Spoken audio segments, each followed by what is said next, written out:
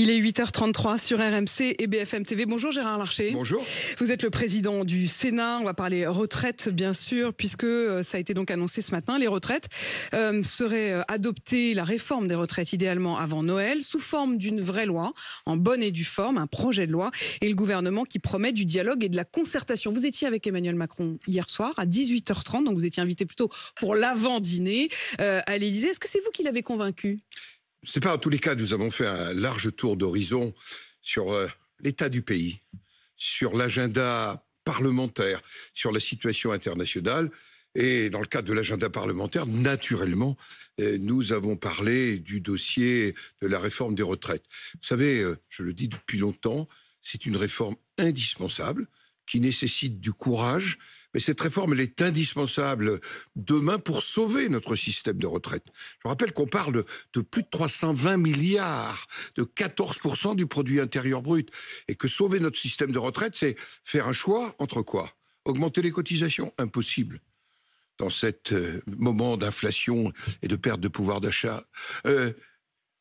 Premier sujet, diminuer le montant des retraites. Impossible.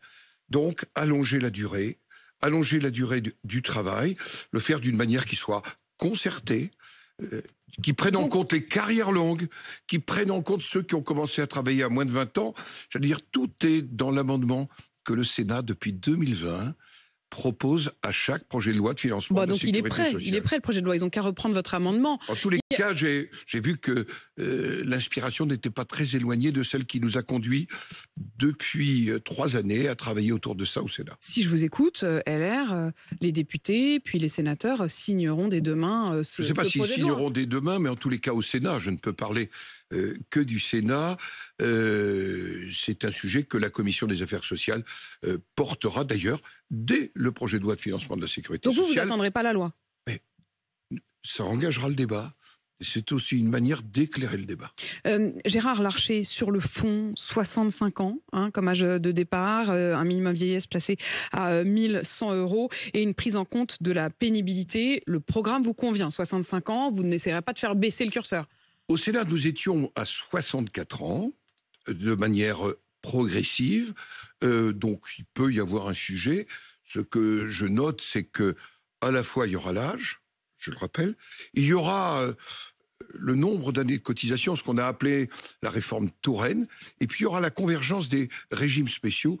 Nous le proposions d'ici 2032, c'est le propre du débat parlementaire, c'est d'ajuster sur chacun des curseurs. En tous les cas, c'est une réforme indispensable pour un des piliers de notre modèle social. Un des piliers, ça veut dire quoi ? Ça veut dire que les autres restent fragiles ? Non, l'autre pilier, c'est la santé, l'accès à la santé. On va y revenir, on va parler d'ailleurs de ces juniors docteurs, de la question des déserts médicaux, mais quand même encore un mot sur l'état d'esprit d'Emmanuel Macron. Hier, quand vous avez pris le temps donc de voir, de vous parler, est-ce qu'il vous a parlé aussi de cette idée de dissolution ? Alors, ça ne concerne pas le Sénat, le Sénat ne peut pas être dissolu, mais cela... Dissolu peut-être, mais dissous, non. Dissous, non, exactement. Vous ne pouvez pas être dissous. Vous n'avez donc d'ailleurs pas les moyens de faire une motion de censure. En revanche, c'est aussi quand même dans la manche d'Emmanuel Macron qui menace dès aujourd'hui. Il dit s'il y a motion de censure, on va dissoudre. Écoutez, la motion de censure, c'est un droit des parlementaires.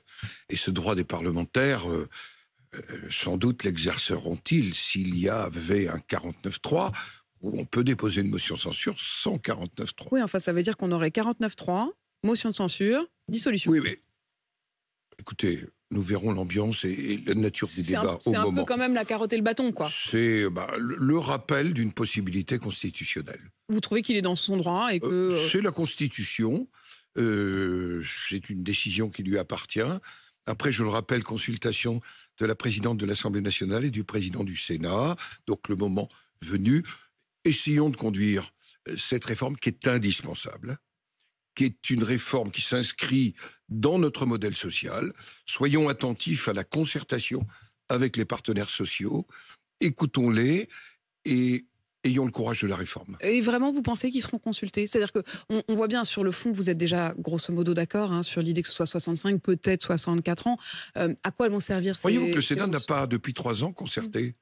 Croyez-vous que le Sénat n'a pas rencontré ? Oui. Là, donc pour vous, la concertation, en réalité, quand on dit il faut concertation, vous vous dites, bon, elle est déjà là, la concertation. Non, il y a des ça fait sujets longtemps qui qu'on en parle. restent très importants sur la pénibilité, par exemple. Voilà pourquoi l'an dernier, en votant, nous nous étions donné une année pour permettre ce temps de la concertation et l'ajustement qu'on avait appelé il y a un an la conférence de financement. Gérard Larcher, on le comprend bien, sur les retraites, vous étiez plutôt d'accord. Est-ce que sur le budget, vous étiez plutôt d'accord? Parce que ici même, hier, vous êtes le président de l'Assemblée des territoires, et hier, le président de l'Association des maires de France disait que ce budget allait, je le cite, spolier les collectivités. Est-ce que vous partagez cet état d'esprit? D'abord, c'est un budget qui m'inquiète. C'est un budget qui nous amène à emprunter 270 milliards, à ne pas réduire réellement notre dette, à continuer, j'allais dire, entre guillemets, une certaine forme de folie dépensière, avec aucun signal de retour progressif à des équilibres financiers. Donc c'est le premier regard que je porte sur ce budget. Naturellement, dans un budget, il y a des éléments sur lesquels il faut porter l'effort. Pensons au secteur de l'éducation, de l'environnement, de la sécurité et de la défense. Mais il n'y a aucune proposition d'économie. Quand on regarde la réalité budgétaire, hors urgence Covid.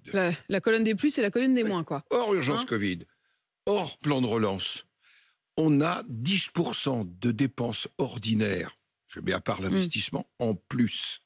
Est-ce que vous pensez que c'est une manière de retrouver donc quand Bruno un Le Maire horizon... dit c'est à l'euro près, vous vous dites... Enfin, c'est à l'euro près sans changement.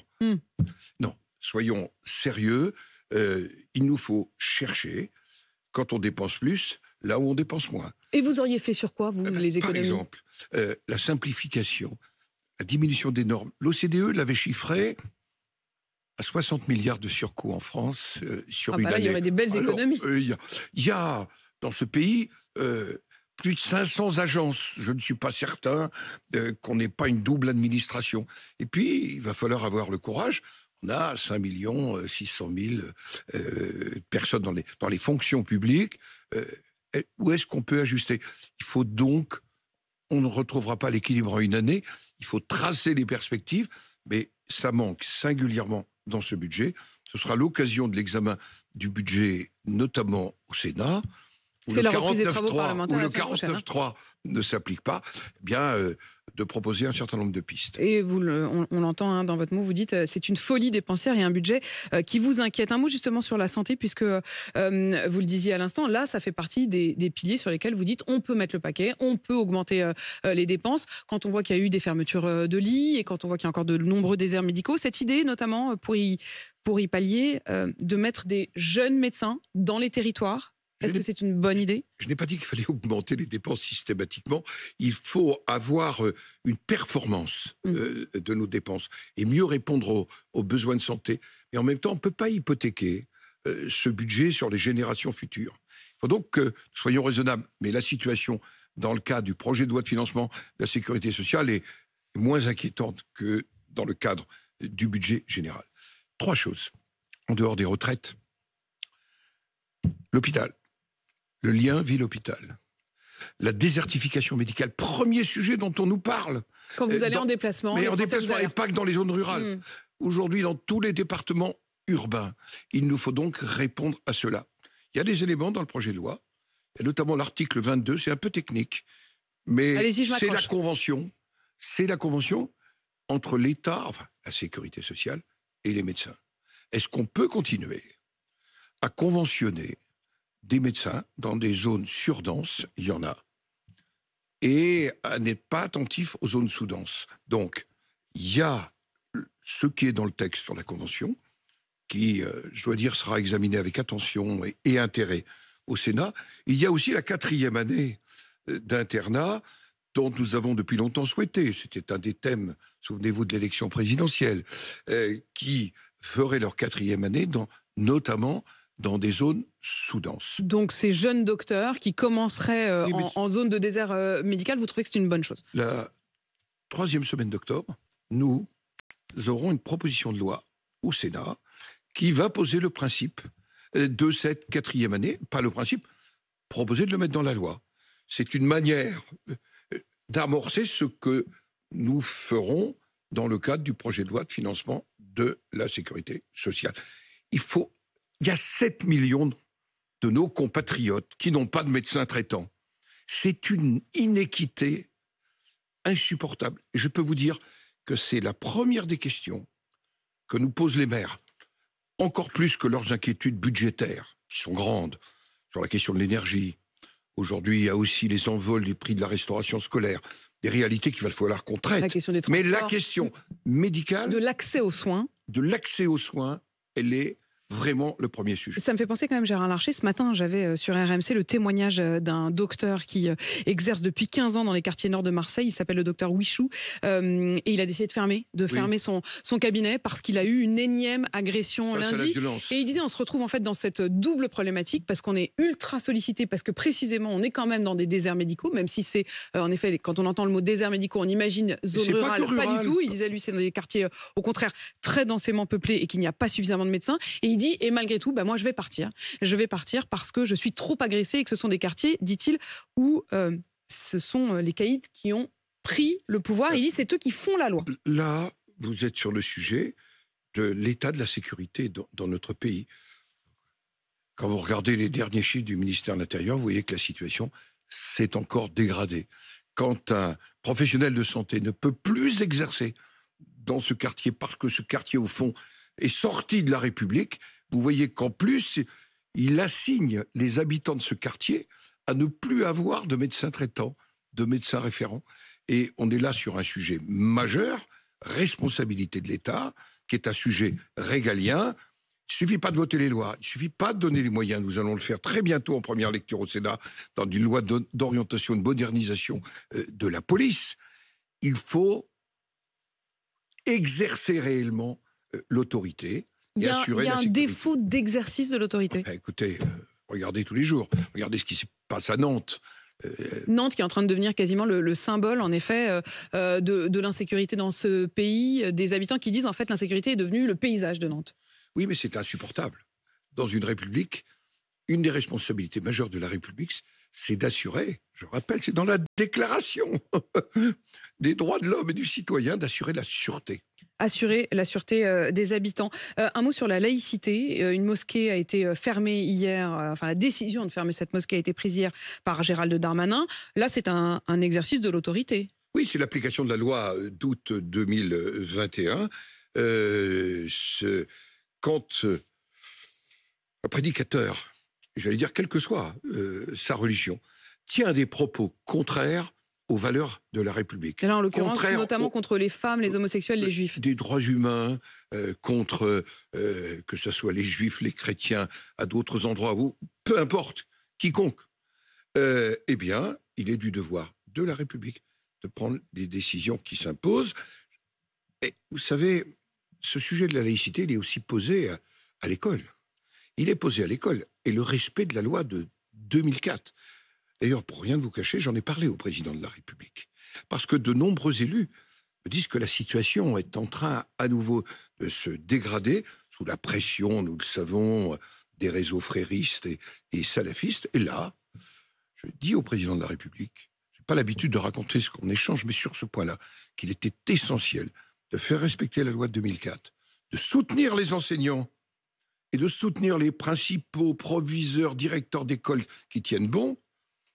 Et soutenir, ça veut dire aussi une attitude que la justice doit avoir, et je le dis extrêmement clairement, quand quelqu'un menace un enseignant parce qu'il a demandé à une jeune de retirer son voile en classe, je le trouve quand même un peu court qu'il soit remis en liberté extrêmement rapidement. Et vous faites référence, Gérard Larcher, à ce qui s'est passé dans le 3e arrondissement à Paris il y a 10 jours. Une professeure qui a demandé à une élève d'enlever le voile qu'elle avait remis dans une sortie scolaire. Son frère a menacé l'enseignante et il a été arrêté par la police alors qu'il était en chemin pour aller s'en prendre à l'enseignante, mais il a été remis en liberté. Vous voyez le message Vous savez, la République... Je vous sens très solennel sur cette question-là. La République ne peut pas être faible. Je crois profondément que la loi de 1905 est une loi de liberté. J'ai d'ailleurs travaillé sur ce sujet avec Marcel Gauchet. C'est une loi de liberté pour tous, que vous soyez croyant ou que vous ne soyez pas croyant. Et appliquer la loi de 1905 et en même temps appliquer de la loi de 2021, c'est indispensable. Mais vous me dites ce matin, Gérard Larcher, que vous avez dit ça très sérieusement à Emmanuel Macron hier. J'ai eu le sentiment qu'il m'écoutait. C'est ce que j'allais vous demander. Vous avez Pape Ndiaye qui a réagi là-dessus en disant « Nous sommes attentifs », mais il dit attendre davantage d'informations. Alors je vais être clair. Ouais. On ne peut plus uniquement observer des statistiques. Il faut tout simplement appliquer la loi. C'est vrai à l'école. C'est vrai dans d'autres sujets. Donc, quand Pape Ndiaye dit on attend plus d'informations, vous vous dites on les a déjà. D'ailleurs, un mot sur les femmes en Iran, parce que c'est vrai que ça paraît quand même assez paradoxal. On parle ici d'une professeure qui est menacée de mort parce qu'elle a demandé à une jeune fille d'enlever son voile. Vous voyez les images de ces femmes iraniennes qui peuvent perdre la vie et qui, pour nombre d'entre elles, l'ont fait parce qu'elles enlèvent le voile. Je l'ai déjà dit, elles ont un extraordinaire courage. Et ça doit nous amener à réfléchir quand on voit des campagnes de la Commission européenne ou du Conseil de l'Europe qui présentent des jeunes filles voilées. Je crois que ça ne fait pas partie des valeurs. Le voile est un droit, mais nous avons défini, j'allais dire, les conditions dans lesquelles on doit retirer des signes religieux ostentatoires, notamment chez des mineurs. Je constate que sur une photo d'une campagne totalement récente de la Commission européenne, c'est une enfant voilée. Dans une classe. Une enfant voilée dans une classe, ça vous a choqué? C'est pas que ça m'a choqué, ça me conduit à saisir le président de la Commission pour l'Union européenne pour avoir des éclaircissements. Gérard Larcher, ce rapport hier du Sénat, de plusieurs sénatrices, sur le porno, avec un certain nombre de propositions, mais aussi le constat d'un échec, puisque ça fait plusieurs années que l'Arcom est régulièrement saisi, l'Arcom qui est le gendarme en gros de tout ce qui est à la fois numérique et télévisuel, saisi pour régler cette histoire d'accès au porno par les plus jeunes, et on voit que ça n'est toujours pas le cas. On ne sait pas faire. Je pense d'abord que le Sénat a bien fait de s'emparer de ce dossier. Ça n'était pas si simple que cela, et nos collègues l'ont fait avec engagement et courage. Courage. Ça s'inscrit totalement dans la mission du Parlement. Voter la loi, mais aussi contrôler l'application de la loi. On voit qu'il y a 2 lois, particulièrement, qui ne sont pas respectées. Une loi qui maintenant 21 ans, qui a prévu que l'éducation, notamment aux relations affectives et sexuelles, doit être portée à l'école pour sensibiliser les jeunes. Et puis, il y a une loi beaucoup plus récente, loi de mémoire de 2020, qui n'est pas respectée, notamment parce qu'il y a 2 choses. L'accès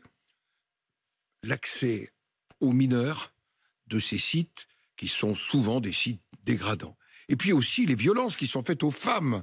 Eh bien, à ceux qui ne cessent de nous parler du droit des femmes, et on pourrait dire aussi parfois des hommes jeunes qui se sont retrouvés dans cette situation avec beaucoup de violence, moi je dis qu'il y a là, de la part du Sénat, une sensibilisation. Il faut que la loi soit respectée. Il faut qu'on donne les moyens à l'Arcom.